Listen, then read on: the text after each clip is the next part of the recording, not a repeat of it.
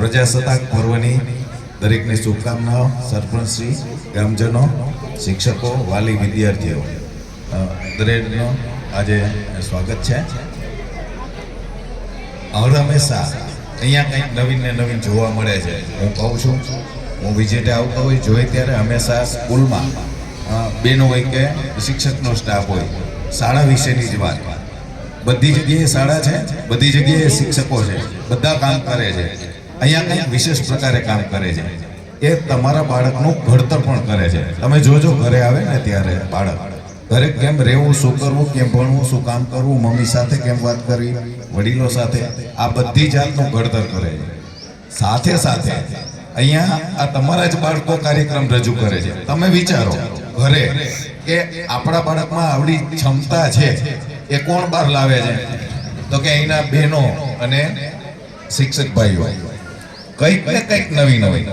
હું અવારનવાર કહું છું, તમે શાળાએ આવો ને તો જોજો, અહીંયા સરસ્વતીની મૂર્તિ છે, કેટલી સરસ મજાની બનાવી છે, કોઈ કીધું નથી.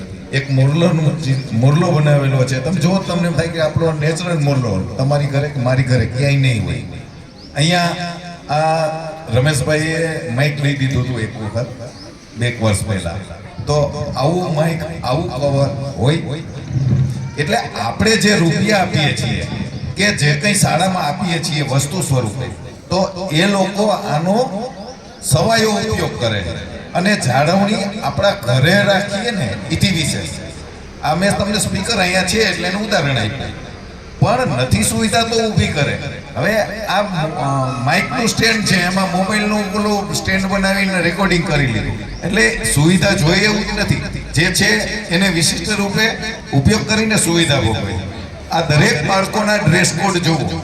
હવે તમે પેલો આપણે નમો ડાન્સ જોયો, દરેક છોકરીઓની બેજ કલરની સાડી. આ ક્યારે ભેગું થાય? આની પાછળની મહેનત કેટલી છે આ શિક્ષકોની, એ જોવાની વાત છે. એટલે આપણે ભાગ્યશાળી છીએ કે આ લોકો આટલી બધી મહેનત કરે છે, કોઈ પણ કીધા વગર, કોઈ પરિપત્ર વગર, પોતાની સૂઝબૂઝ આટલી કોઠાસૂઝથી દર વખતે કંઈક ને કંઈક નવીન હોય. ધ્વજવંદન કરીએ છીએ, ધ્વજવંદ હોય, સ્તંભ હોય. આ વખતે જો નીચે કેટલું સરસ મજાનું સાડીથી ડેકોરેશન કર્યું. એટલે કંઈક ને કંઈક નવીન કરવું, નવીન આપવું, એવી ભાવના સાથે સંકળાયેલા છે. તો હવે આપણે આનો વધુને વધુ લાભ કેમ લઈ શકીએ અને આપણે એને કેટલા ઉપયોગી થઈ શકે? સરસ મજાનું અવારનવાર અત્યાર સુધી લોકો કાર્યક્રમ કરે ને, આ શિક્ષકોને બેનો રહે ને પોતાના ખિસ્સામાંથી જે વસ્તુ જરૂર પડે ને લઈ આવે, પોતાના રૂપિયાથી લઈ આવે. હવે આથી તો આપણે ભાગ્યશાળી છીએ કે ભાઈ આટલી બધી મહેનત, આટલું બધું ઘડતર, આટલા બધા સંસ્કારો આપે છે, અને છતાં પોતાના ખિસ્સાના ખર્ચે આ બધા કાર્યક્રમ કરે છે. તો એ અભિનંદનને પાત્ર છે. જોરદાર તાળીઓથી વધાવો આ બધાને.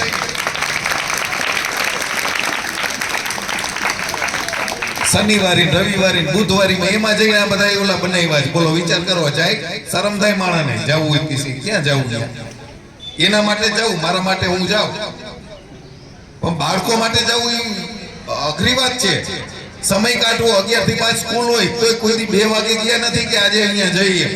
સાંજે 5 વાગે છૂટી અને આ ચણિયા ચોડીને આ કપડા, ડ્રેસ કોડ છે બધું, એ આ લોકો આવી રીતે કોક પાસે સીવડાવે, પોતે સીવે, બીજાને કે, ત્રીજાને કે, પણ કેના માટે?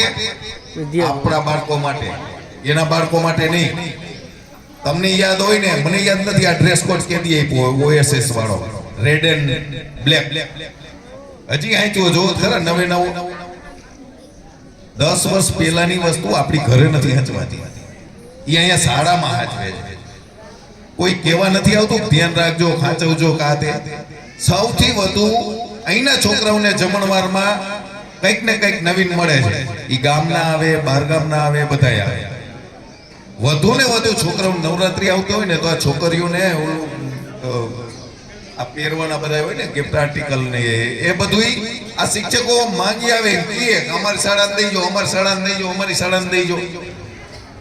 એના છોકરાને ક્યાં પહેરાવું છે? છતાં આ બાળક અમારું છે એમ માનીને બીજા પાસે માંગે છે. પોતાના માટે નથી માંગી, આપણા બાળકો માટે માંગે છે. એટલે જેટલા વખાણ કરવું એટલા ઓછા છે. ધન્યવાદને પાત્ર ખૂબ ખૂબ અભિનંદન. આ તમારી ભાવના છે, એમાં તમારા પરિવાર, કુટુંબ અને સમાજનો ખૂબ ખૂબ વિકાસ થાય એવી અંતરની શુભેચ્છા આપી. અસ્તુ. જય હિન્દ, જય ભારત.